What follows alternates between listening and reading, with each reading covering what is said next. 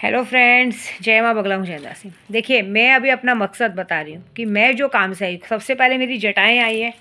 जटाओं को सिद्ध करना है, क्योंकि जटाएँ सिद्ध होने के बाद इस दुनिया में जिस तरह से बहुत सारे अघोरियों का नाम है, सबका है, एक वक्त आएगा कि विद्या देवी भी सारे टेलीविज़न पे, सारी मीडिया में, सब जगह पे, बैनर्स पे, हर जगह पे फ़ोटोज़ में दिखाई देंगी। क्योंकि ये शक्ति ऐसी है कि एक बार सिद्ध होने के बाद ये शक्तियाँ खुद ब खुद नाम फेम सब लाती हैं। दूसरा मकसद ये है कि जिसने मेरे उद्धव बाला साहब ठाकरे जी को धोखा दिया था, आज भी उन्हें काला सांप ये सब कहा जा रहा है, अपनी गलती नहीं दे रहे। तो उन 40 चोरों की यहाँ से शुरुआत हुई थी ना, गुवाहाटी से। उन 40 चोरों का मारण क्रिया होगा, सबका 40 चोरों का मारण क्रिया होगा। जितने लोगों ने इस गलत काम में साथ दिया, सबका मारण क्रिया होगा। सबकी फ़ोटो वोटो आ चुकी है। तीसरा मकसद है कि भाई इस दुनिया का सबसे टॉपर इंसान मुझे बनना है और ऐसा काम करना है कि आज जो मैं लोगों से पैसे ले रही हूँ, मुझे ऐसा काम, ऐसी सिद्धियाँ प्राप्त करनी है कि दोबारा किसी का काम लेने की, मतलब जैसे आज आपने मारण क्रिया दिया, कल का काम हो गया, पैसे तो लगेंगे ही। देखिए, आपका काम है तो आपके अभी आपके लिए खाना बनाना है, तो खाने का खर्चा तो आपको, राशन का पैसा तो आपको ही देना पड़ेगा ना। लेकिन ये होगा कि जो काम मुझे 7 दिन 8 दिन लगते हैं, वो तुरंत हो जाएंगे। उसके बाद तो मैं कामाख्या से कुंभ आने वाली हूँ। कामाख्या से पहले मैं काली माता का दर्शन करने जाऊँगी। एक्चुअली पहले जाती हूँ, लेकिन उस वक्त यहाँ पे बुकिंग नहीं मिल रही थी, इसके लिए भी यहाँ से दतिया से डायरेक्ट पहले कामाख्या जाना पड़ रहा है। नहीं तो हमेशा मेरा दतिया से पहले कोलकाता काली माँ का दर्शन करते हुए, तारा माँ का दर्शन करते हुए मैं कामाख्या जाती थी। अब पहले कामाख्या जाऊँगी, कामाख्या से रिटर्न निकलूँगी, माँ काली माँ के दर्शन करूँगी, क्योंकि मैं अपनी काली माँ के बगैर नहीं रह सकती। और मुझे मंत्र भी, गुरु मंत्र भी उनका मिला है। काली माँ के दर्शन करूँगी, वहाँ से तारापीठ, तारा शक्तिपीठ, जो इस दुनिया में सबसे पावरफुल है, तारा शक्तिपीठ, वहाँ पे दर्शन होगा। वहाँ से विद्या देवी डायरेक्ट कुंभ में आएगी, कुंभ स्नान करने आएगी, क्योंकि भाई जटाएँ सिद्ध हुई है तो कुंभ का स्नान बहुत ज़रूरी है। ऐसी बात है। कितने लोग कुंभ में गए हैं, बहुत सारे लोग क्या क्या ले रहे हैं, लेकिन मैं वहाँ जाऊँगी तो कुंभ का स्नान करूँगी और वहाँ के सारे लोगों की गारंटी मेरी है, कुछ नहीं होगा। ये जो अफवाहें फैल रही, बम ब्लास्ट होगा, ये होगा, कुछ नहीं होगा। और ये भी अभी कोरोना का फैला रहे हैं। जहाँ पे लोगों के पाप उतरते हैं, वहाँ भगवान कैसे अपने भक्तों को कोरोना वोरोना बीमारी डालेंगे। मैं क्या बोल रही हूँ आपको, मैं ये बैठी हूँ ना जहाँ पे बगलामुखी मंदिर में, मैंने यहाँ बैठ के 11 लाख जप किया और यहाँ की गारंटी के साथ बोल रही हूँ, आने वाले 20-25 सालों तक ना तो लॉकडाउन लगेगा और ना तो कोई बीमारी आएगी। कितनी भी बीमारी डाल दो, कोई बीमारी नहीं आएगी। जब जब आप बीमारी का कुछ करने को जाओगे, भगवान उसका मुँह तोड़ जवाब देंगे। या तो अंधाधुंध बारिश होगी या कुछ ना कुछ ऐसा होगा जिससे आप लोगों का दिमाग बदल जाएगा। अब लॉकडाउन नहीं लगेगा। मैं यहाँ बैठ के बोल रही हूँ क्योंकि मैंने यहाँ बैठ के पूजा की और यहाँ की पूजा कोई निष्फल नहीं कर सकता। देखा था ना लोकसभा के चुनाव में, यहीं बैठ के मैंने 11 लाख जप किया था और पूरी यूपी की सीट बदल दी थी। सब जो दावा कर रहे थे ना 80 सीट तो यूपी में, 80 सीट तो 48 सीट तो मैं ही खा गई थी। बस ये बात है। तो हम लोग उसे चैलेंज मत करो, क्योंकि हम दूसरे अघोरियों के जैसा दिखावा नहीं करते। हम जो काम करते हैं वो बोल के नहीं दिखाते, डायरेक्ट करके दिखाते हैं। चौथा मकसद मेरा सबसे पहला है कि जिसने मेरा अकाउंट फ्रीज कराया था, सेजल, सोनल, धूर तोमर करके, ये लोग जो थे साइबर वालों के नाम पे फ्रॉडगिरी की है। और इनके साथ में हमारी गोराई में कुछ बच्चों ने मिलके, कुछ बड़ों ने मिलके जो ये हरकत की है, उनका मारण क्रिया होगा। उनके साथ कुछ ऐसा होगा कि ज़िंदगी भर अपने पैर पे खड़े नहीं हो पाएंगे। मुझे सबका नाम मालूम है, मैं बता नहीं रही हूँ बस, क्योंकि मुझे सबका पता है। उसके बाद होगा माया मैडम। आपको पता है, मुझे यूट्यूब पे सब कह रहे हैं, माँ आज आप बहुत सुंदर दिख रही हो, ये दिख रही हो। मुझे नहीं सुनना है सुंदर, मुझे नहीं दिखना है सुंदर, मुझे नहीं करना है। क्योंकि ऐसी सुंदरता किस काम की जो अपने पति को ना लुभा पाए। हाँ, मेरे को आज बुरा लगता है ये बात पे कि मैंने किसी इंसान से इतना सारा प्यार किया और इस इंसान के लिए सर्वे सब लुटा दिया। ऐसा नहीं कि वो बंदा मुझे प्यार नहीं करता है, बहुत ज़्यादा प्यार करता है, लेकिन वो 2 नाव में सवार होना चाहता है। ऐसी बात है। उसे वो इंसान के साथ 24 घंटे रहना है जिस इंसान को बहुत ज़्यादा प्यार करता है। प्यार तो नहीं करता है, इसी पे कहते हैं ना, माँ बाप की मजबूरी है, क्योंकि प्यार होता तो दोनों साइड तो नहीं होता। लेकिन बात ये कहने का है कि अगर एक इंसान गलती करता है तो उसे सज़ा देनी चाहिए, ठीक है, जाने दो। तो मुझे ऐसे प्यार से मतलब ही नहीं। मैंने अपने दिल का दरवाज़ा बंद कर लिया। मैंने अब ये सोच लिया है कि पत्थर पे सर मारने से अच्छा अपना सर बचाओ और आगे बढ़ो ज़िंदगी में, जाने दो। जिसको जिधर जाना है जाने दो। मैं भी देखना चाहती हूँ कि फिर से ज़िंदगी में कोई मुसीबत आती है, कुछ आते तो क्या करते हैं। देखिए, प्यार का एक उसूल रहता है। आप अगर किसी को प्यार करते हो, उसके बदले अगर आप उसको प्यार दे रहे हो तो ही आपके लिए वो इंसान अवेलेबल रहेगा। लेकिन आप उसके प्यार का फ़ायदा उठाओगे, चीज़ों का फ़ायदा उठाओगे, सोचोगे कि हाँ रे ये तो मेरे बगैर रह नहीं पाएगी, ये नहीं कर पाएगी, उस चीज़ का फ़ायदा उठाओगे ना। एक बात याद रखना, ऑप्शन बहुत है। आदमियों का ऑप्शन कम है, औरतों का ऑप्शन बहुत है। औरतों को बहुत मिल जाएंगे। और विद्या देवी ऐसा हाथ बढ़ाएगी ना तो लाखों लोग पड़े, क्योंकि विद्या देवी बस, विद्या देवी दिखने में भी सुंदर है, पैसों में भी बहुत पावरफुल है और सब चीज़ में पावरफुल है। तो हर इंसान मेरे पैरों का कुत्ता बनने के लिए आराम से तैयार रहेगा। ये बात याद रखना। अगर मैं कुत्ता बनाना चाहूँ ना, और किसी को ऐसा वीआईपी मिले ना जो पैसों से भी मजबूत है, हर चीज़ से मजबूत है, वो इंसान ज़िंदगी भर कुत्ता बन के रहेगा। लेकिन नहीं, प्यार एक ही बार होता है। और मुझे बुरा लगता है कि मुझे प्यार क्यों हुआ, क्योंकि जिससे प्यार हुआ वो इंसान को उस प्यार की कदर नहीं है। एक अच्छा प्रेमी होने से एक अच्छा इंसान होना जरूरी हुई। एक बात बताओ, इंसान जो हमारे बुरे वक्त में काम होता है ना, चाहे वो कैसा भी हो, हमारे लिए वो पूजनीय होना चाहिए, हमारे लिए सबसे मेन होना चाहिए। आज आप लोग जिसको प्यार करते हो, जिसके लिए झगड़ा करते हो ना लोगों से, जिस औरतों के लिए तुम लोग दूसरों से लड़ाई करते हो, वो दिन याद करो कि बच्चा होने के बाद, इतने सालों बाद बच्चा होने के बाद भी 9 महीने तक, कोरोना के बहाने से 9 महीने तक एक बच्चे से बाप को अलग रखा गया था। जो हमेशा सब कहते मेरा बच्चा मेरा बच्चा मेरा बच्चा, बाप से अलग रखा गया था। बच्चे का बचपन तो किसी ने देखा ही नहीं। वो इंसानों को माफ़ किया जाता है जब उसकी दूसरी बीवी को, मैंने 4 साल पेट लेके घूमा है, मेरे 4 साल पेट लेके घूमने के बाद मेरे बच्चे को मेरे पेट से गायब किया। देखिए, मैं भले पुजारी हूँ, लेकिन बड़े से बड़े लोग बैठे, मेरे को तो मेरे सैलानी बाबा ने ठीक किया।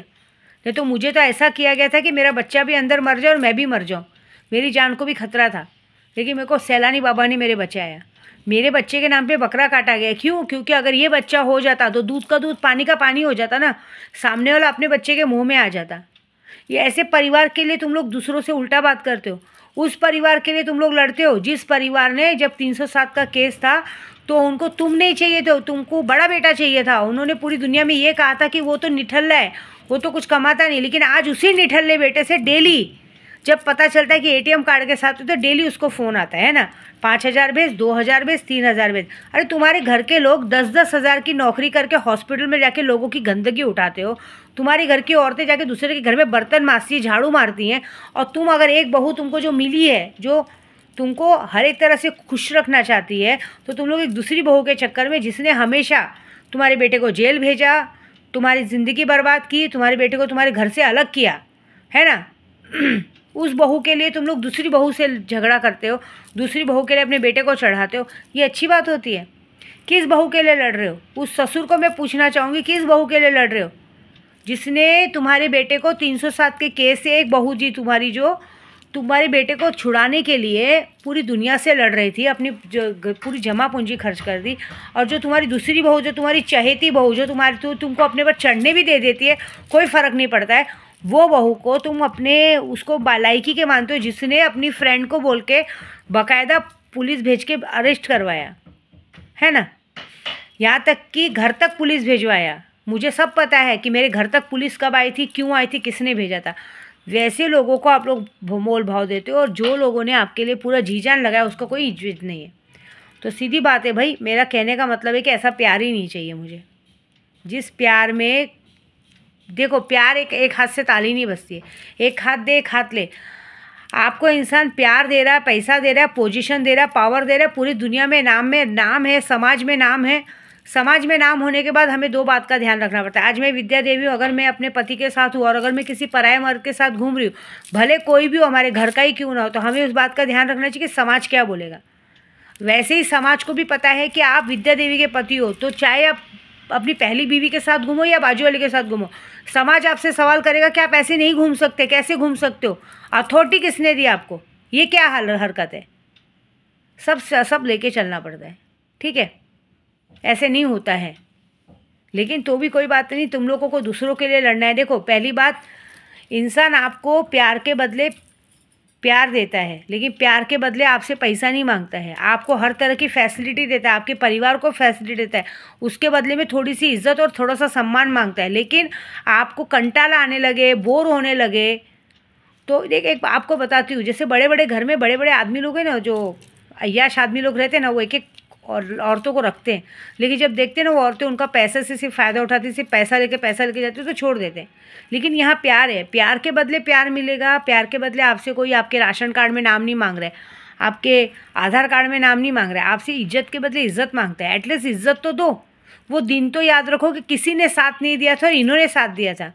तुम लोगों को अपनी वो सोकॉल बीवी अच्छी लगती है जो मुंह पे मास्क लगा के बात करते थे, हर जगह से वीडियो कॉल चालू रहता था। बुरे वक्त में जब तुम लोग पागल जैसे पत्थरे की लाइन गिन रहे थे, उस वक्त तुम्हारे पास अगर सच में तुमसे प्यार करता है इंसान तो अपने छोटे से बच्चे को तुम्हारे पास ला के देते। एक बच्चा बास में रहता तो कब का आदमी सुधर जाता, ज़रूरत ही नहीं पड़ता। एक आदमी दूसरी औरत के पास कब जाता है मालूम है? जब पहली औरत उसका पूरी तरह से ध्यान नहीं देती, तब वो दूसरी जगह मुँह मारने जाता है। तुम लोग उस औरत को फुटेज दे रहे हो जिसने 307 का केस ख़त्म होने के बाद माँ बाप के साथ रहने भी नहीं दिया। तुरंत का तुरंत बोरिया बिस्तर बांधो, दूसरा घर चलो, दूसरे घर पे लेके चले गए। और बहाना क्या मारा कि लोग मुझे एरिया वाले ताना मार रहे थे। ताना तो मारेंगे ना, कि ये तो पूछेंगे ना उस वक्त कहाँ थे। मतलब जब अच्छा दिन आया तो माँ बाप के पास नहीं रहने का। और आज वही बात हुए। क्यों लेके गए? क्योंकि फिर उन्हें ऐसा था कि फिर मैं अपने माँ बाप को मायके से बुलाएंगे, लेके जाएंगे, करेंगे। लेकिन उल्टा हो गया भाई, पति तो जिसने बचाया दूसरी बीवी के बच जाएगा ना। ऐसी बात है। दूसरों के सामने डिंग मारना कि अरे हम ही दौड़े, हम ही किए। तो मैं काम करती हूँ, फिर से केस में फंसाती हूँ और बोलती हूँ कि जाओ फिर से ज़रा करके दिखाओ। ये विद्या देवी नहीं होती ना, ये पूरा जानता है। अगर ये विद्या देवी नहीं होती ना, केस तो छोड़ो, जेल में जो मटन बिरयानी मिली थी ना डंडे की जगह, वो मटन बिरयानी की जगह हाथ पैर भी तोड़ देते, हड्डी भी तोड़ देते, और आज ही वो ज़िंदगी भर जेल में रहना पड़ता, पता ही नहीं चलता, आता पता ही नहीं रहता। ये जो आज की तारीख में शरीफ जादियाँ बन रही है ना, अब तक पता नहीं कितनों से शादी करके निकल गई होती। ऐसी बात है। विद्या देवी का मुँह नहीं खुला। लेकिन तो फिर सीधा शॉर्टकट पे आती हूँ मैं। तो सीधी बात ऐसी है कि भाई माया मैडम की बैंड बजेगी, उसके घर में अब तांडव होगा। उसका जिसने साथ दिया उसके ससुर और उसके माँ को लकवा पड़ेगा। उसके भाई का बड़ा एक्सीडेंट होगा, या तो 307 के केस पे फंसेगा। उसका जेठ, जो सबसे बड़ा जेठ है, जो जब देखो अपने छोटे भाई को पैसों के लिए जब देखो फ़ोन करता रहता है। अपने उसका खुद का बेटा ड्रग्स बेच रहा है, पूरी गोराई में पता चला है। लुक्खे लड़कों के साथ ड्रग्स बेचता है, गांजा बेचता है, और बेचता नहीं है, खुद भी नशा ले रहा है। ये बात घर वालों को पता नहीं है। उसको आजीवन के लिए जेल में डलवाना है। जो जब 24 घंटे अपने भाई को फ़ोन कर करके, पहले तो 10 साल अपनी बीवी को छोड़ दिया, और वो बीवी भी नमक हराम, जिसको विद्या देवी ने लाया। साली सामने से भी जाती, लेकिन ऐसा भी नहीं कि थैंक यू बोल सके या कम से कम नमस्ते करे। सामने से ऐसे मुंह बना के जाती कि जैसे पहचानती नहीं है। हाँ, और जब पहली बार मिले तो मेरे घर में कबाड़ चाहिए, बाथरूम बनाना है, फलाना ढिकाना, ये करना है, वो करना है। ऐसे नमक हराम लोग। तेरी तो वो हालत करूँगी ना मादर चौथ की, तू देखेगी। कल सुबह भी मैं आ रही थी, मैं तेरे को देखी, साली रंडी। तेरे को सब लोग वही बोलते हैं ना, बरोबर है तू। तो तुम लोगों का ऐसा हाल होगा कि तुम लोग जाओगे 307 के केस में अंदर। और मैं देखना चाहती हूँ कि तेरा बाप ने बहुत जो घमंड से बोला था ना, हम दौड़े थे, हमने किया, हमारा नाम खराब किया। तो अब एक काम करना, तू अपनी पहुँच से ज़रा अपने बच्चों को छुड़ा लेना, तो मैं मान जाऊँगी, ठीक है? क्योंकि तेरी सज़ा यही है कि तू बेटों से ज़्यादा ना बहू की चूत चाटता है। तो कुछ शर्म आनी चाहिए। ऐसी बात है। तो जो काम तुम लोगों ने किया है वो बाकायदा पूरे समाज के सामने आएगा। ये काम मैं करूँगी। और दूसरा, जो महान सासू माँ है, जो आज की तारीख में सासू माएँ होती हैं, इन लोगों को बड़ा शौक़ है गांव में जाके दूसरों के लिए बकरा काटना। एक बार भी ये नहीं सोचा कि मैंने भी 3 औलाद पैदा की और मेरी तीनों औलाद के बच्चे हैं, कहीं ऐसा ना हो कि उनके नाम पे बकरा कट जाए और उनमें किसी का वो हो जाए। लेकिन क्या करे, बेशर्मी है ना, खुद भी मायके जाने सीखने का, बच्चों लड़कियों बहुओं को भी मायके जाने के सिखाने का। तो तुम्हारी बैंड तो ऐसी बजेगी कि तुम्हारा नसीब तो ऑलमोस्ट ख़राब हो गया है। तुम्हारा तो नसीब इतना ख़राब है कि 3-3 बहू होते भी तुमको कोई पूछता नहीं। देखो, ये सारी बातों से मतलब नहीं, बातों का सबक सिखाना इसलिए ज़रूरी है कि ये सबक आज नहीं सिखाया ना तो ज़िंदगी भर तुम लोग सीखोगे नहीं। दूसरा, एक महान हस्ती और है जिसने दूसरों की लड़कियों को बिगाड़ने का काम करके रखा है ना। गोराई में बहुत बड़ी पहुँच है। जब देखो नाम नाम नाम नाम नाम का पहुँच होता है। अरे बोलने पे, अरे शब्द बोलने पे लोग बच्चों पे हाथ उठाते हैं। अरे शब्द कैसे बोला, अरे शब्द कैसे बोला, अरे शब्द का मतलब बच्चे को नहीं समझ। आज की दरबार में जवान यंगस्टर को ज़रा समझाओ कि अरे नहीं बोलना चाहिए। एक लॉजिक होता है, इंसान बता अरे बाबा सुनो, अरे बाबा सुनो। अरे मतलब कोई तुमको गाली नहीं दे रहा है। उस शब्द पे बच्चे का कॉलर पकड़ना, उसकी माँ बहन चोदना। तो तुम्हारी माँ बहन जब रास्ते में चूदेगी तो पता चलेगा। अपनी पहुँच, अपना सब कुछ अपने गांड में रखने का, किसी के सामने दिखाने का नहीं। कोई तुम्हारे घर तक नहीं आता है। और ये जो घमंड दिखाते ना, वो सारा घमंड तोड़ूंगी। तो सबसे पहली बात, तुम्हारा बिजनेस ख़त्म करूँगी, तुमको ख़त्म करूँगी और तुम्हारे घर को और तुम्हारी घर की औरतों को, क्योंकि तुम्हारी घर की औरतें दूसरों के घर की लड़कियों को बिगाड़ने में नंबर 1 का पोजीशन है। ये सारा खेल ख़त्म करना है, बहुत सारा काम है अभी। ऐसी बात है, तुम लोग ने दूसरों के सर से छत छीना है ना, विद्या देवी को गोराई से भगाने की कोशिश की ना, अब तुम्हारे सर से छत छीनेगी। ये वादा है 29 तारीख तक सब कुछ साफ़ हो चुका रहेगा। मैं देखना चाहती हूँ कि जब सर से छत छीनता है, फिर से घर टूटता है, तो फिर तुमको कौन सी विद्या देवी आके पैसा देती हो और तुम लोग घर बना पाते हो। ये सारा कांड किसकी वजह से होगा? एक माया मैडम की वजह से, ठीक है। और क्यों होगा तुम्हारे साथ? क्योंकि तुम जैसे लोग जानते हो कि और इंसान गलत है, फिर भी इसका साथ देते हो, ऐसी बात है। और एक महान हस्ती और है, देखिए हमारे कैसा है ना, जितने लोग मुझे ने नशा दिए थे, जितने लोग ने मुझे बर्बाद किया ना, बहुत से लोग मर चुके, सिर्फ 2 जन बाकी है। एक है वो मुसलमान, उसका नाम नहीं लूँगी सुबह सुबह वो, और एक है वो भाई जिसने अपने भाई को अपने दोस्तों के साथ नशे में डाल के आज की तारीख में अच्छा बन रहा है। भाई को नशे में डलवाया, उसकी बीवी के साथ ऐश किया, नाजायज़ बच्चे पैदा किए। तो तेरी मौत तो पक्की है, तुझे तो मरना ही पड़ेगा। तेरी मौत जब तक नहीं होगी, तुम दोनों की मौत जब तक नहीं होगी, मुझे शांति नहीं मिलेगी। देखो कुमाता चली गई, सब चले गए, अब पूरे नशे के बाज़ार में बस तुम 2 बाकी बचे हो, एक माया मैडम और एक तुम दोनों। ये तुम तीनों का जब स्वाहा हो जाएगा ना, तब मेरा दिमाग और मेरा मन शांत हो जाएगा। तो वेट एंड वॉच, जो होने वाला है उसके लिए तैयार बैठो, ठीक है। जय माता दी।